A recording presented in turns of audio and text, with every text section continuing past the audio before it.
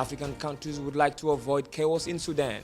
Heads of states call on army and protesters to achieve peaceful and democratic transition within 3 months.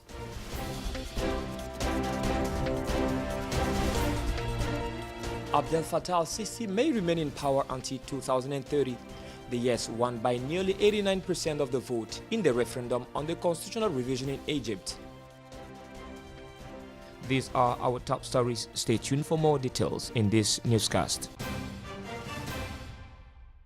Without any surprise, the yes won with nearly 89% of the vote in the referendum on the constitutional revision in Egypt. Abdel Fattah al-Sisi, the president, could thus remain in power until 2030 for a third term, whereas his term was to be ending in 2024. The Egyptian National Electoral Authority, through its president Lashin Ibrahim, said at a press conference that 11.17% of the vote voted against this reform and that the participation rate reached 44.33%. The reform makes it possible to move the second term of Abdel Fattah al-Sisi from 4 to 6 years, now ending in 2024 instead of 2022. In this case, the incumbent president could run for president again in 2024 for a new term of office for 6 years. This constitutional revision will also increase his control over the judicial system and will also give political power to the army. Former Marshal Abdel Fattah al-Sisi was elected president in 2014 with 96.9% of the vote, 1 year after having overthrown President Mohamed Morsi with the help of the army. Under a popular movement, he was re-elected in 2018 with 97.08% of the vote. In Cairo, the Egyptian President Abdel Fattah al-Sisi met with several heads of state and government in order to find solutions to different crises that undermine Sudan after the departure of Omar el-Bashir from power. The pressure from the street and with the army in control of the country for more than 2 weeks, including the Libyan crisis with the return of violence led by Marshal Haftar's troops at the gates of Tripoli.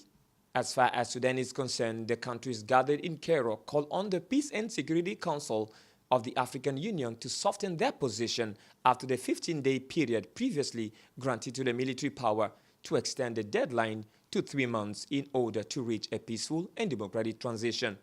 Egyptian head of state and AU current chairperson Abdel Fattah al-Sisi said that representatives of the different countries who attended the meeting also agreed on the urgent need to restore a constitutional system through a democratic political transition led by the Sudanese people themselves. These are the first meetings of African leaders on Sudan and Libya. Another summit on Libya would gather around Egyptian presidents of Rwanda and South Africa, as well as Congolese President Denis Sassou Nguesso, also President of Commission on Libya at the African Union, as well as the chairperson of the AU Commission, Moussa Faki. For 3 months after taking office, the president of Madagascar, Andry Rajoelina, summoned voters to a referendum on May 27th to revise the constitution he had passed in 2010. A draft constitutional review that will focus on 2 points, including the abolishing of the Senate and granting of the power to the regional authorities to avoid incurring additional expenses of his country. This constitutional review will be held on the same day as the legislative elections. It should be noted that the new provisions targeted by his revision are the promises of the campaign by the president who wishes to materialize them.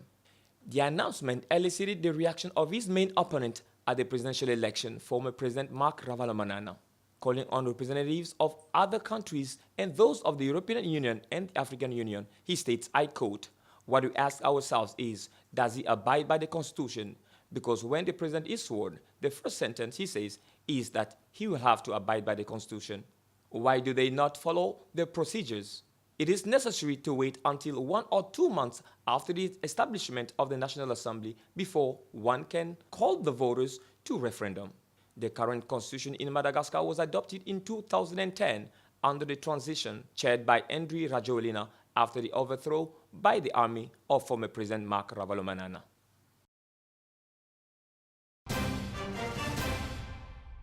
India conducts the third of 7 phases of its gigantic parliamentary elections, the largest in history, spread over nearly 6 weeks for logistical reasons. Nearly 190 million of the 900 million voters in India are expected to vote their members of parliament in 117 constituencies, mainly in the west and southwest. This phase is the largest of the polls. The last day of the voting will be held on May 19th. I want a Prime Minister who is very strong for the country, who likes to have development for the country, and especially for different parts of India which are not yet developed. Excited to redeem the right of voting, which we've been all waiting for, and especially the new government would be able to make a change. Hindu nationalist leader Narendra Modi, who is seeking a second 5-year term as head of Indian state, voted in his home state of Gujarat in the west of the country on Tuesday, which he led before he came to power in New Delhi in 2014. We have to live safely in India without any violence, like you know yesterday that in Sri Lanka. That problem the new government has to solve. A stable government has to come. Participation was huge in the first 2 rounds of voting held on April 11th, and about 70% of voters came to vote. Each region of the country votes in turn because of the enormous size of the country in the first past the poll ballot, in which 443 MPs of the lower house of parliament will be elected. The counting of votes will be done on May 23rd. In the Philippines, an earthquake killed at least 11 people on Monday. Relief workers are trying to find dozens of survivors trapped in a building that collapsed the day before near Manila, the capital of the country, according to recent development. The earthquake, which caused extensive damage at Clark International Airport, the capital's secondary airport located on a former U.S. military base, shook buildings in Manila and provoked panic. A race against the clock was launched about 100 kilometers northwest of Manila, on the island of Luzon, to try somehow to clear, with construction equipment and jackhammers, the ruins of a collapsed 4-story building in which some 30 people could be stuck. The tremor has also damaged century-old churches, which recently welcomed a crowd of faithful for Easter masses in this 8% Catholic archipelago. In the capital of Philippines, cracks are still visible on some skyscrapers. The Philippines is on the Pacific Fire Belt, where the collision of tectonic plates causes frequent earthquakes and significant volcanic activity. The Professional Players Association of England unveiled yesterday Monday the list of 6 players shortlisted for the Player of the Year award. The number 10 Senegalese of Liverpool is on this list with others, namely Virgil van Dijk, Bernardo Silva, Raheem Sterling, Sergio Aguero and Eden Hazard. With a record of 18 goals in the Premier League and 22 goals in all competitions, Sadio Mane, who failed the World Cup with the Lions of Senegal, makes one of his best seasons.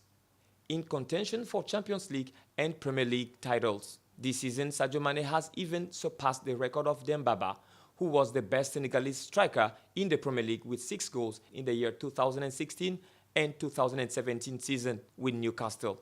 African double Golden Ball and best player last season in England, Mohamed Salah, is absent from this list. However, the Egyptian is one of the best strikers in the league with 19 goals, but the Senegalese is more decisive. The name of the winner will be unveiled at a ceremony scheduled on April 28th in London.